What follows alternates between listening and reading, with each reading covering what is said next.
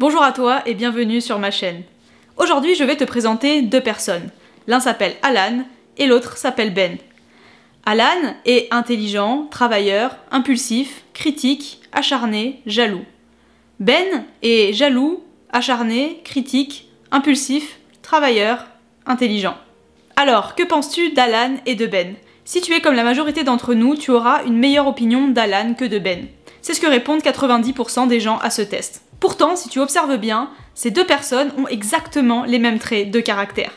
Tu l'auras deviné, ce qui influence ton jugement, c'est l'ordre dans lequel sont présentés ces traits de caractère. Par exemple, chez Alan, puisque la première chose qu'on retient de lui est l'intelligence, on va considérer que son acharnement est justifié. On se dit que ça doit être une personne déterminée dans son travail, dans ses recherches professionnelles. Par contre, chez Ben, puisque la première chose qu'on retient de lui c'est la jalousie, on va considérer que son acharnement est dangereux, puisqu'on se dit inconsciemment que sa jalousie doit être sans limite. Mais alors pourquoi notre cerveau réagit de cette façon? Eh bien c'est dû à l'effet de halo. L'effet de halo est ce qu'on appelle un biais cognitif. Un biais cognitif, c'est un mécanisme de pensée qui altère ton jugement. Il influence tes choix et tes pensées, et te pousse à prendre des décisions irrationnelles. Alors évidemment, il existe énormément de biais cognitifs qui altèrent notre cerveau, mais dans cette vidéo, nous allons parler de l'effet de halo. Mais alors qu'est-ce que l'effet de halo? L'effet de halo, c'est le fait de rendre plus positives certaines caractéristiques d'une personne, d'un groupe, d'une marque, etc. Même si on ne les connaît pas, ou bien sans vérification, à partir d'une de ces caractéristiques que l'on avait préalablement jugées positives. Et ça marche également dans le sens négatif. Si ce n'est pas encore très clair pour toi, ne t'inquiète pas, j'ai plein d'exemples concrets à te présenter dans cette vidéo, alors reste connecté. Mais alors pourquoi c'est important d'avoir conscience de l'effet de halo? Parce que, comme tous les biais cognitifs, il altère ton jugement. L'effet de halo peut te pousser à prendre des décisions qui sont complètement irrationnelles et donc à prendre des mauvaises décisions. C'est lui aussi qui va influencer en partie quel produit tu vas choisir au supermarché, à quelle personne tu vas choisir de faire confiance, pour quel candidat tu vas voter aux élections présidentielles par exemple. Donc c'est un effet qui nous pousse à prendre des décisions et à voir les gens d'une certaine manière, qui est en fait faussée. Donc petit spoil, si tu es considéré comme moche par la société, tu auras moins de chances d'avoir un haut salaire et d'être considéré professionnellement. De même que si tu t'habilles à l'arrache, tu seras beaucoup moins pris au sérieux. À part, à la limite, si tu portes des lunettes, tu peux être vu comme un geek intelligent ou un prof d'université. Dans ce cas-là, ça passe. Mais sinon, les gens te jugeront énormément pour ton apparence. Donc on part pas trop avec des bonnes nouvelles, j'avoue. Mais il vaut mieux être au courant de la réalité. Et je tiens à préciser que, évidemment, dans cette vidéo, quand je parlerai de beauté, c'est un standard de beauté de la société. Évidemment qu'on est tous beaux, qu'on est tous belles et que la beauté, c'est subjectif. Bref, passons dans le vif du sujet. L'effet de halo se manifeste dans notre vie au quotidien, même si c'est inconscient. Par exemple, la première fois que tu rencontres quelqu'un, tu vas forcément te faire une opinion d'elle, de par son origine, sa culture, de par son métier, de par son milieu social. Même si tu as toutes les bonnes intentions du monde, tu auras forcément un jugement sur la personne. Par exemple, imaginons, tu t'appelles Jessica, tu viens d'un milieu modeste, dans lequel on t'a inculqué que les pauvres étaient tous des pourris, matérialistes qui volaient les pauvres. Et toi, tu es femme de ménage. Et un jour, alors que tu fais le ménage dans le bureau d'une entreprise, tu rencontres le directeur, qui lui est un homme très riche. Et il commence un peu à discuter avec toi. Et toi, dans ta tête, tu vas forcément te dire que il est matérialiste et qu'il vole les pauvres. Alors que, si tu le vois de manière rationnelle, cela n'a aucun sens, puisque tu peux très bien être riche et non matérialiste, et tu peux très bien être riche et ne pas voler les pauvres. Ok, ça peut peut-être être soumis à débat, mais en tout cas, si tu vois les choses de manière rationnelle, c'est la vérité. Autre exemple, tu t'appelles Mohamed. Tu viens d'une famille assez aisée dans laquelle tout le monde fait des études supérieures. Et dans lequel on t'a appris que si tu n'étais pas allé à l'école, tu n'avais pas d'éducation et tu n'avais pas de culture. Et toi, tu as un poste haut placé.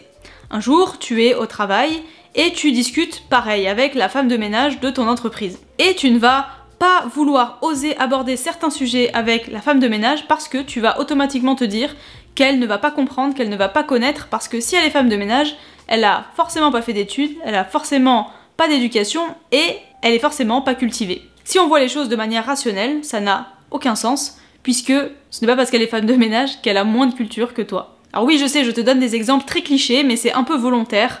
Évidemment, après, il y a des questions de probabilité, mais tu as compris où je voulais en venir. Ce que je veux dire, c'est que toutes tes croyances peuvent fausser la vision que tu as des gens que tu rencontres. Et inconsciemment, tu te comporteras de manière différente avec eux selon leur culture, leur origine, leur milieu social, et j'en passe. Un autre exemple typique de l'effet de halo est la manière dont on juge les gens par leur apparence.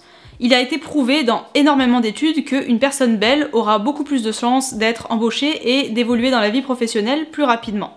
Par exemple, les personnes en surpoids sont souvent injustement perçues comme des personnes flemmardes et sans énergie.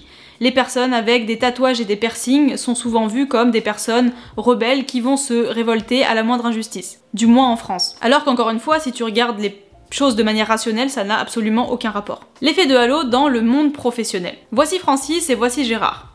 Ils travaillent tous les deux dans une grande entreprise spécialisée dans le numérique. À ton avis, qui est le supérieur hiérarchique de qui? Eh bien, c'est Gérard. Francis est en réalité agent de sécurité au sein de l'entreprise. Mais comme tu peux le constater, les vêtements ont un impact sur l'impression que tu te fais d'une personne. Souvent, une personne en costume sera vue comme un cadre supérieur, comme une personne haut placée qui a un haut salaire, et une personne en jean t-shirt plus comme un employé lambda. Involontairement, on associe les costumes à la fonction. Alors oui, en effet, ça peut aiguiller, mais un agent de sécurité sera en costume alors qu'un ingénieur peut très bien être en jean t-shirt. Pourtant, l'ingénieur est peut-être cadre avec un meilleur salaire que l'agent de sécurité qui est en costume. L'effet de halo dans le domaine scolaire. Beaucoup d'études ont montré que l'effet de halo influençait également les professeurs dans la manière avec laquelle ils corrigeaient leurs copies. En effet, inconsciemment, les professeurs en corrigeant leurs copies ont envie d'avoir une copie homogène. Ce qui veut dire que la manière dont ils corrigent la première question va influencer le reste de la copie. Par exemple, si la première question est juste, dans un souci d'homogénéité, si les questions d'après sont fausses, le professeur va quand même être plus indulgent avec ces questions fausses. Daniel Kahneman, auteur du livre Système 1 et Système 2, les deux vitesses de la pensée, qui est le livre de base sur les biais cognitifs, en parle dans son livre. Quand il a découvert que l'effet de halo influençait la manière dont il corrigeait ses copies, il a trouvé ça injuste. Donc ce qu'il a commencé à faire, c'est à corriger toutes les premières questions de tous ses élèves, au lieu de corriger la copie de chaque élève une par une, et de noter à chaque fois la réponse à la première question de la copie à la fin du devoir pour ne pas être influencé. Et il s'est rendu compte que ça le frustrait énormément. Pourquoi? Parce que donc il corrigeait les premières questions de chaque élève et ensuite il corrigeait la deuxième question de chaque élève. Et quand il se rendait compte que la question 1 a été super bien répondue, mais que la deuxième question était très mal répondue, eh ben ça le frustrait parce qu'il avait limite envie de corriger la note qu'il avait mise sur la première question. Donc il essayait de lutter contre ce phénomène inconscient, mais il le dit lui-même, ce système de notes est quand même beaucoup plus juste que celui d'avant. L'effet de halo dans le système judiciaire. Beaucoup d'études ont été menées en lien avec le système judiciaire. Ces études ont montré que les personnes plus attirantes influençaient l'avis que le jury allait avoir sur eux. Donc évidemment là on parle d'un système judiciaire américain. Donc dans une étude en particulier, un jury factice a été choisi et ils se sont rendus compte que le jury était beaucoup plus dubitatif et accordait des peines beaucoup plus légères à des accusés qui étaient beaucoup plus attirants physiquement. L'effet de halo dans le marketing. L'effet de halo est beaucoup utilisé aussi dans le marketing et la publicité. Si tu as remarqué, il y a beaucoup de marques qui choisissent une célébrité par exemple pour représenter leur marque ou qui montrent une célébrité utiliser leurs produits. Pourquoi? Parce que si tu es fan de cette célébrité, tu vas automatiquement te dire que si cette célébrité représente ce produit, c'est que ce produit doit être fiable. Ou alors tu vas vouloir lui ressembler et donc tu vas être plus enclin à acheter ce produit. Alors que quand tu regardes les choses de manière rationnelle, ça n'a aucun rapport. Ce n'est pas parce que cette chanteuse va faire la pub d'une crème pour la peau que cette crème pour la peau va être mieux qu'une autre.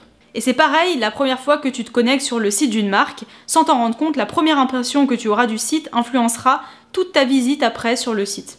N'oublie pas que l'effet de halo te fait te baser sur la première impression et joue des tours à ton cerveau. Vodafone avait mené une enquête de satisfaction auprès de clients qui avaient fait appel à leur service d'aide. Il y avait deux questions principales. Est-ce que votre problème a été résolu dès le premier appel ou plus tard?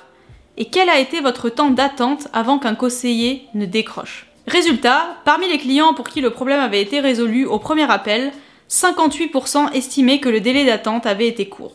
Alors que pour les clients pour qui le problème avait été résolu au deuxième appel, 36% estimaient que le délai d'attente avait été long. Sauf que si on observe les choses encore une fois de manière rationnelle, en fait le temps d'attente avait été exactement le même pour ceux pour qui le problème avait été résolu dès le premier appel et dès le deuxième appel.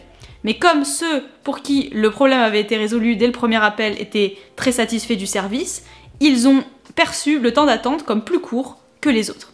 L'effet de halo dans les questionnaires et les sondages. On peut être également influencé par l'effet de halo dans les questionnaires et les sondages.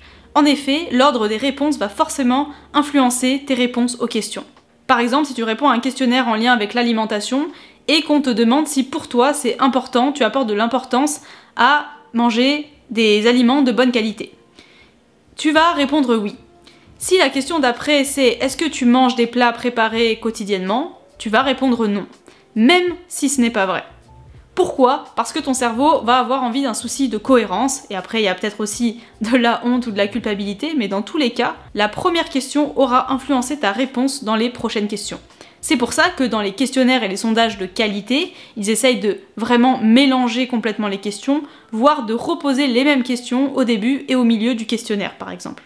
Se protéger de l'effet de halo. Alors j'ai une bonne et une mauvaise nouvelle pour toi.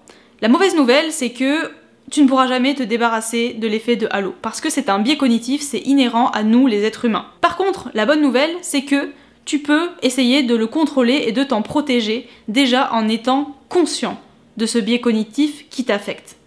Je vais te donner plusieurs manières de l'atténuer. Déjà, quand tu rencontres une nouvelle personne, essaye de te faire deux opinions. Il y a ta première impression, celle que tu te fais, mais laisse-toi le bénéfice du doute. Et dis-toi, peut-être, je vais essayer de mieux connaître la personne avant d'avoir cette opinion définitive sur elle.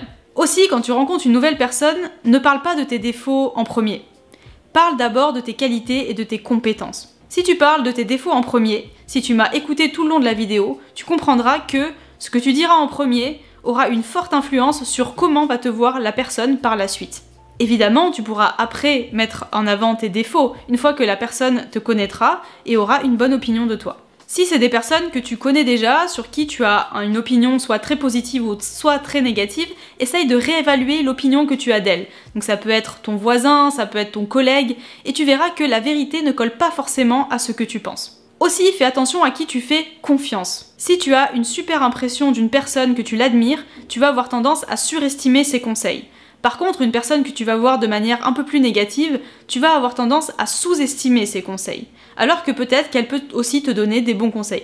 Pour finir, ne te laisse plus arnaquer et avoir par les marques. Ce n'est pas parce que telle ou telle célébrité porte telle marque que ton produit est d'une qualité exceptionnelle. Cette personne est payée pour faire de la pub pour ce produit. De même que fais attention à tous les éléments marketing, peut-être que on va essayer, comme le test du début, de te faire voir certaines informations en premier et pas en dernier volontairement.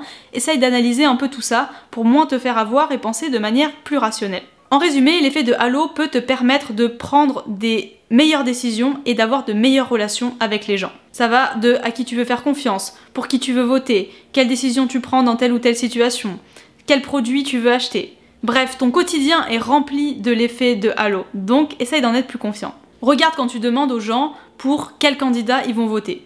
La plupart du temps, tu te rendras compte qu'en fait, ils se sont basés sur un débat, sur une revue, sur un programme, juste sur le parti en lui-même, mais qu'en fait, ils se sont pas renseignés plus que ça.